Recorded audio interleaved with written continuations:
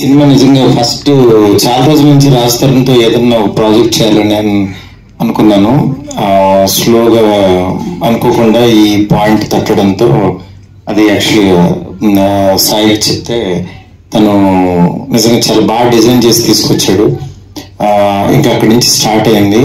దాని తర్వాత కిరణ్ గారికి కూడా సరే ఇది కథ అని చెప్తే ఆయన కూడా ప్రొడ్యూస్ చేద్దాం, నాకు కామెడీ సినిమా ఏమన్నా కావాలి సార్ అని అంటే ఆయన కూడా లక్కీగా ఈ కామెడీ సినిమా ఇది ఎక్కించడం జరిగింది.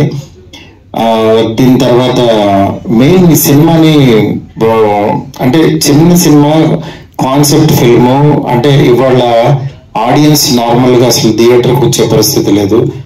ఏదన్నా ఎక్స్ట్రీమ్గా ఉండాలి, ఎనీ ఎక్స్ప్రెషన్.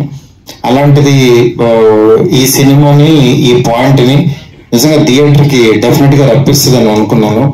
ఎందుకనంటే చాలా మంది అమ్మాయిలు కి ఒక డౌట్ ఉంటుంది, అంటే అది పబ్లిక్గా చెప్పుకోరు. కానీ చాలా మంది నిజంగా నేను చేసుకున్నవాడు రొమాంటిక్గా లేకపోతే నా లైఫ్ ఏమైపోద్ది, నిజంగా అలానే వాడిని టెస్ట్ చేయలేరు. ముందు టెస్ట్ చేస్తే వీళ్ళు తేడా అనుకుంటారు.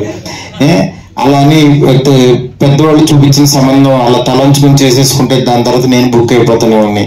ఇలా రకరకాల డౌట్స్తో యాక్చువల్గా చాలా మంది వెళ్తున్నారు. కొంతమంది ఎక్స్పీరియన్స్ విని యాక్చువల్ నిజంగా నా లైఫ్ కూడా అలా అయిపోద్దని భయపడుతున్నారు. అలాంటి వాళ్ళందరికీ ఒక స్వీట్ ఎగ్జాంపుల్ లాగా ఉంటుంది ఈ సినిమా. అంటే మన మధ్యన జరిగే ఒక కథలాగా ఉంటుంది. ఆ పాత్ర నిజంగా మనీష చాలా బాగా యాక్ట్ చేసింది.